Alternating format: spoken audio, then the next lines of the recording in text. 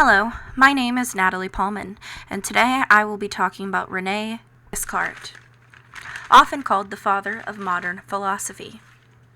We will explore his life, his most important philosophical ideas, how his work is still relevant today, and a few interesting facts about his life. Before diving in, let me ask you, what does it mean to truly know something? Descartes wrestled with this question his entire life. His journey led to one of the most profound shifts in philosophical thinking. Let's begin with a look at the man himself. Descartes transformed philosophy by challenging traditional beliefs and starting from scratch with reason alone.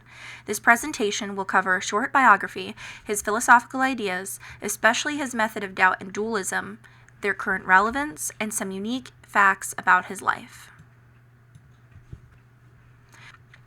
René Descartes was born in 1596 in Le Hay, France. He was educated at a Jesuit school, then studied law at the University of Poitiers. Despite his law degree, he was more interested in science and philosophy. He briefly joined the military and traveled all across Europe, where he developed many of his ideas. In 1649, he was invited to Sweden by Queen Christina to tutor her.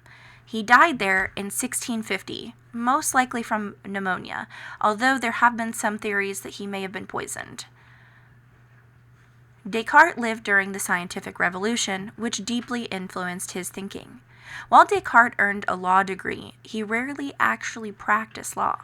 Instead, he became fascinated with the nature of certainty and of truth. His travels exposed him to diverse intellectual ideas and scientific innovations. For example, he attended scientific demonstrations in Holland and debated emerging ideas in mathematics. These experiences shaped his pursuit of a universal method for acquiring knowledge. When Queen Christina invited him to Sweden, she insisted on lessons at 5 a.m., a schedule that did not suit Descartes' habit of late morning thinking and may have hastened his death. Descartes introduced the method of doubt, a radical form of skepticism. He questioned everything that could possibly be false: the senses, the physical world, and even math. His goal was to strip away all uncertain beliefs and find something absolutely certain to build knowledge on. This method led to his most famous discovery, the realization that the very act of thinking proves one's existence. Descartes' famous phrase, cogito ergo sum, or I think, therefore I am, is the first principle of his philosophy. He realized that even if he doubted everything, he could not doubt that he was thinking. That thought itself proved his very existence. This became the foundation for modern epistemology, where self-awareness is the starting point of knowledge. Another core idea from Descartes is dualism, the belief that the mind and body are two separate substances altogether. The mind is non-physical and thinks, while the body is physical and takes up space. This raises the famous mind-body problem. If they are different substances, how exactly did they interact? This question remains central in the philosophy of mind today, especially in discussions on consciousness and identity. Even in neuroscience, Cartesian dualism continues to influence how we think about the brain versus the mind. This concept of dualism does not just influence philosophers. In today's day, it echoes in medical ethics as well as psychology. Think about how we treat mental illness as both a physical condition and a cognitive experience. In AI research, the distinction between a machine's processing power and a human self-awareness still sparks debate. Descartes was one of the earliest thinkers to suggest that the mind, with its thoughts and intentions, might be fundamentally different from anything science could actually truly measure. Descartes also made major contributions to math and to science. He created the Cartesian coordinate system, which allowed equations to be graphed on a plane.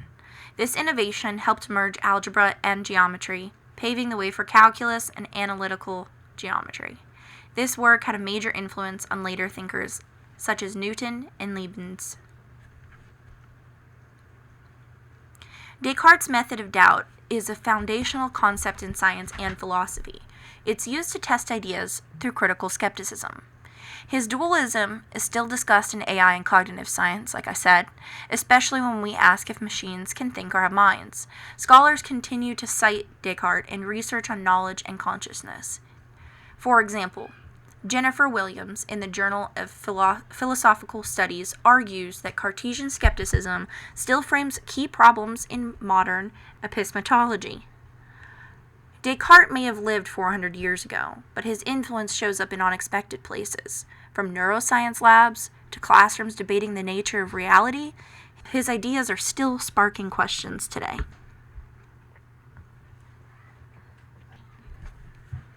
Descartes was one of the first philosophers to write in French instead of Latin to make his ideas accessible. He believed in God and tried to prove God's existence as a basis for truth. Fun fact: his remains were moved several times after death, and today they rest in the Saint-Germain-des-Prés church in Paris. Another fun detail, he liked to stay in bed thinking until late in the morning. He did not like getting out of bed before noon. In conclusion, to summarize, René Descartes redefined philosophy by building knowledge from doubt and separating mind and body. His ideas still shape philosophy, science, and even how we view ourselves. To sum up, René Descartes redefined philosophy by building knowledge from doubt and separating mind and body. His ideas still shape philosophy, science, and even how we view ourselves. So next time you hear someone say, "I think, therefore I am," remember, it's more than a catchy phrase. It's a foundational insight that changed how we understand ourselves. Descartes challenged us to start with doubt, embrace reason, and trust that thinking itself affirms existence. Whether you are a scientist, a student, or simply curious about truth, his legacy touches you. Thank you for listening.